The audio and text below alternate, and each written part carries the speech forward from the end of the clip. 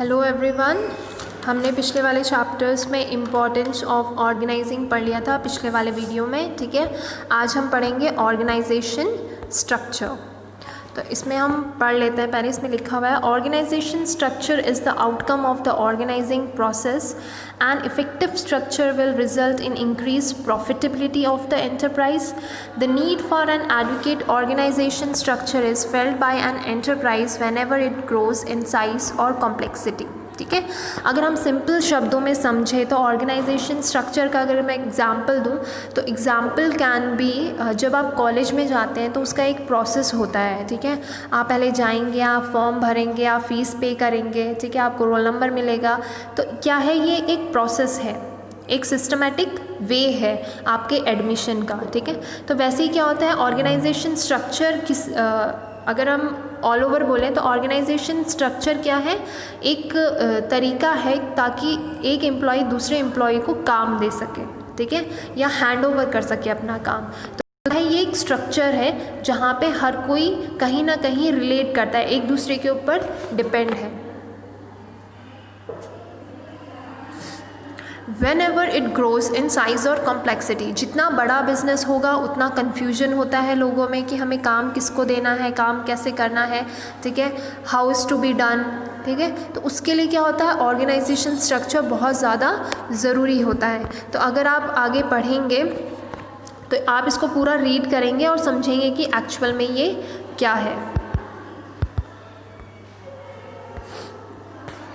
अगर हम नेक्स्ट बात करें नेक्स्ट टॉपिक की, तो यहाँ पे है types of organisation structures. The type of structure adopted by an organization will vary with the nature and type of activities performed by an organization। तो हर एक ऑर्गेनाइजेशन एक टाइप का स्ट्रक्चर नहीं लेता है या नहीं फॉलो करता है। वो अपने हिसाब से जैसा उसका प्रोडक्ट है, जितने उसके एम्प्लॉयज़ हैं, उसको लेके वो क्या करेगा, किसी एक ऑर्गेनाइजेशन स्ट्रक्चर को फॉलो करेगा। तो normally there are two types of organisation structure, और फर्स्ट है आपका functional structure and divisional structure, ये सेकेंड है। ठीक है, तो अगर हम बात करें, पहले समझेंगे हम फंक्शनल स्ट्रक्चर को। Grouping of jobs of similar nature under functional and organising these major functions as separate departments create a functional structure. एक टाइप के जॉब को एक डिपार्टमेंट में रखेंगे और दूसरे टाइप के जॉब को दूसरे डिपार्टमेंट में रखेंगे। ठीक है, और डिपार्टमेंट्स हम अलग अलग कर देंगे, तो क्या कहलाता है वो फंक्शनल स्ट्रक्चर। एग्जाम्पल के तौर पे यहाँ पे दिया गया है सेकेंड लाइन में, देखो। For example, in a manufacturing concern division of work into key functions will include production, purchase, marketing, accounts and personnel. ठीक है, तो डिवीजन ऑफ वर्क यहाँ पे अलग अलग डिपार्टमेंट्स बनाए उन्होंने। परचेज डिपार्टमेंट अलग है, मार्केटिंग अलग है, अकाउंट्स अलग है, पर्सोनल अलग है। These departments may be further divided into sections. Thus a functional structure is an organisation design that group similar और रिलेटेड जॉब्स टुगेदर। आप यहाँ पे टेबल में भी देख सकते हैं, फ्लो चार्ट दिया गया है, उसमें देख सकते हैं कि एक मैनेजिंग डायरेक्टर है।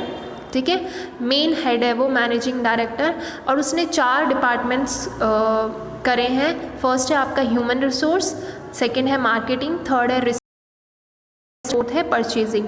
तो यहाँ पे क्या है, हर एक का अलग अलग मैनेजर होगा। ह्यूमन रिसोर्स का अलग मैनेजर होगा, मार्केटिंग का अलग मैनेजर होगा, रिसर्च एंड डेवलपमेंट का अलग मैनेजर होगा, परचेजिंग का अलग होगा। ठीक है, और ये चारों मैनेजर्स किसको हैंड ओवर करेंगे, जो कि फर्स्ट में दिया गया है मैनेजिंग डायरेक्टर को।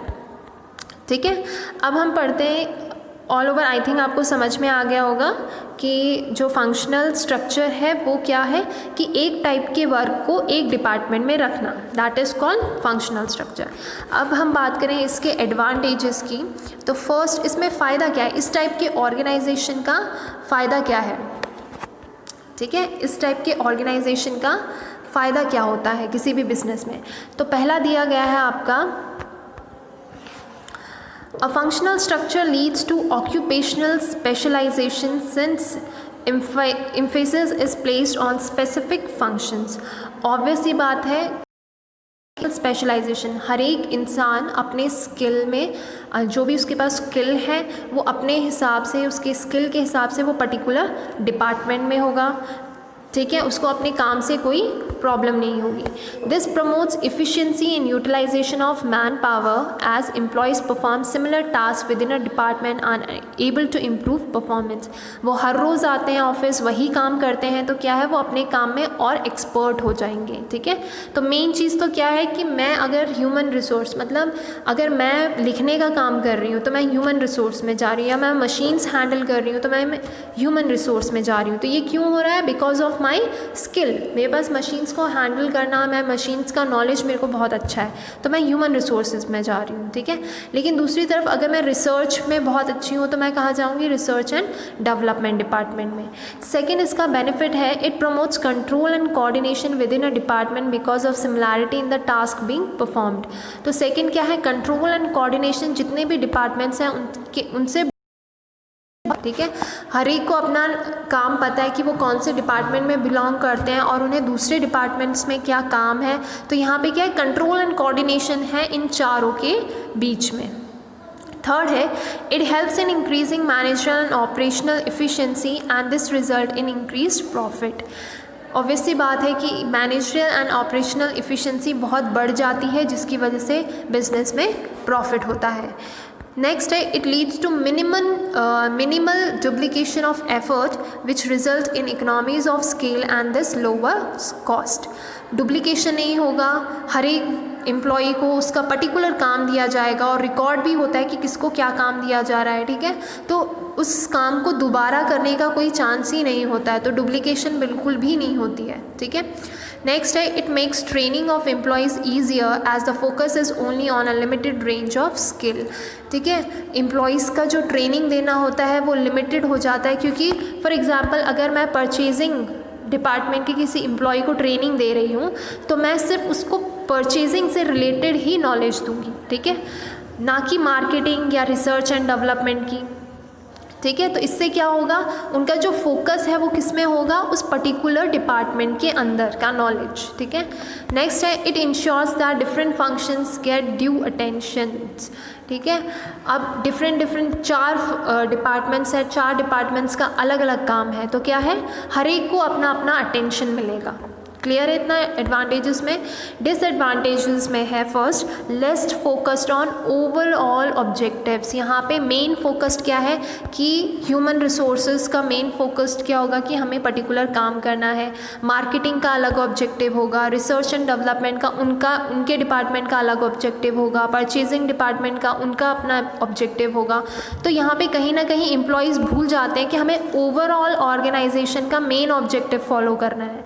वो उनके दिमाग में क्या रहता है कि हमारा डिपार्टमेंट का क्या ऑब्जेक्टिव है, ठीक है, उसको अचीव करना है। उनके दिमाग में ये नहीं रहेगा कि हम पूरे ऑर्गेनाइजेशन का क्या ऑब्जेक्टिव है। ठीक है, such practices may lead to functional empire wherein the importance of particular functions may be over emphasised. मतलब वो अपने ही डिपार्टमेंट के बारे में सोचते रहते हैं, ना कि पूरे ऑर्गेनाइजेशन के बारे में। नेक्स्ट है, it may lead to problem is coordination as information has to be exchange across functionally differentiated departments. तो यहाँ पे क्या है? प्रॉब्लम ऑफ कोऑर्डिनेशन, कहीं ना कहीं थोड़ी सी कोऑर्डिनेशन क्यों होती है? बिकॉज उनको अपनी इंफॉर्मेशंस एक्सचेंज करनी पड़ती हैं इन डिपार्टमेंट्स के साथ। फंक्शनल डिपार्टमेंट में रहता है। ठीक है, फंक्शनल स्ट्रक्चर में कहीं ना कहीं थोड़ा बहुत कन्फ्यूजन रहता है। नेक्स्ट है, a conflict of interest may arise when the interest of two or more departments are not compatible. For example, the sales department insisting on a customer friendly design which may cause production difficulties. ठीक है, अब sales department तो बोल रहा है कि मुझे इस टाइप का प्रोडक्ट चाहिए, या आजकल ऐसा चल रहा है, रिसर्च डिपार्टमेंट बोल रही है कि हमने रिसर्च किया है कि मार्केट में इस टाइप के प्रोडक्ट्स चल रहे हैं, लेकिन अब पूरी की पूरी प्रॉब्लम किसके ऊपर आ गई? मैन्युफैक्चरिंग के ऊपर। ठीक है, तो इनकी वजह से रिसर्च के डिपार्टमेंट में और मैन्युफैक्चरिंग के डिपार्टमेंट में कन्फ्लिक्ट हो सकता है, क्योंकि रिसर्च तो अपना काम कर रही है, वो बोल रही है कि अपना प्रोडक्ट चेंज करो, इसमें ये प्रॉब्लम्स हैं, इस प्रोडक्ट में ये प्रॉब्लम्स हैं, लेकिन जो मैन्युफैक्चरिंग डिपार्टमेंट है उसको वो चेंजेस लाने में डिफ़िकल्टीज़ हो रही है। तो क्या हो रहा है? दोनों डिपार्टमेंट्स में कॉन्फ्लिक्ट हो रहा है, मतलब लड़ाई हो रही है, ठीक है। लास्ट है, it may lead to inflexibility as people with same skills and knowledge base may develop a narrow perspective and thus have difficulty in appreciating any other point of view, ठीक है। अब यहाँ पे इनफ्लेक्सिबिलिटी क्यों आई है, क्योंकि मैंने ऑलरेडी अभी क्या बोला कि हर एक डिपार्टमेंट के अंदर जो एम्प्लॉयज़ हैं वो अपने डिपार्टमेंट में जो भी काम होता है उसके लिए वो एक्सपर्ट हैं। फॉर एग्ज़ाम्पल अगर मैं मैं सिर्फ लिखने का काम कर रही हूँ तो क्या होगा, मुझे मशीनरी के बारे में कुछ नॉलेज नहीं है और अचानक से मुझे कंप्यूटर पे बिठा दोगे तो ऑब्वियस सी बात है कि मैं ब्लैंक हो जाऊँगी, ठीक है। तो मेरे अंदर क्या है, इनफ्लेक्सिबिलिटी है, मैं फ्लेक्सिबल नहीं हो पा रही हूँ। मैं लिखने के काम में कंफर्टेबल हूँ लेकिन मैं कंप्यूटर यूज़ करने में कंफर्टेबल नहीं हूँ, ठीक है। तो आगे लिखा हुआ है यहाँ पे, functional heads do not get training for top management positions because they are unable to gather experience in diverse areas. तो कहीं ना कहीं ये एक तरीके से इनफ्लेक्सिबल हो जाते हैं और वो ट्रेनिंग भी नहीं दे पाते हैं टॉप मैनेजमेंट की पोजीशंस को, ठीक है, ताकि वो क्या हो सके, they are unable to gather experience in diverse areas. वो ऐसा तो नहीं है ना जो टॉप मैनेजमेंट में मैनेजर बैठा हुआ है उसे हर चीज़ का नॉलेज हो। अब एक पर्सन हर एक डिपार्टमेंट में तो नॉलेजेबल नहीं होगा ना, चाहे वो कितना भी बड़ा मैनेजर हो, ठीक है, और उसको हम ट्रेनिंग भी नहीं दे सकते हैं इतना। तो वो क्या है, कहीं ना कहीं इनफ्लेक्सिबिलिटी आती है। तो यहाँ पे सुइटेबिलिटी में क्या लिखा है, it is most suitable when the size of the organisation is large, have a diversified activities and operations require a high degree of specialisation. मतलब इस टाइप का जो स्ट्रक्चर है वो कहाँ यूज़ किया जा सकता है, जहाँ पे बिजनेस बहुत ज़्यादा फैला हुआ हो या बड़ा हो, डिफरेंट डिपार्टमेंट्स में वो काम करता हो, वहाँ के लिए ये फंक्शनल स्ट्रक्चर बहुत ज़्यादा बढ़िया है या फॉलो किया जा सकता है। अगर आपको कोई भी इससे रिलेटेड कोई भी डाउट है तो आप लाइव क्लास में मुझसे पूछ सकते हैं, ठीक है, इस वीडियो से रिलेटेड कोई भी डाउट होगा तो, ठीक है। और ख़ुद भी आप 1-2 बार इस चैप्टर को, इस टॉपिक को रीड करके उसके बाद आप लाइव क्लास में मुझसे पूछ सकते हैं।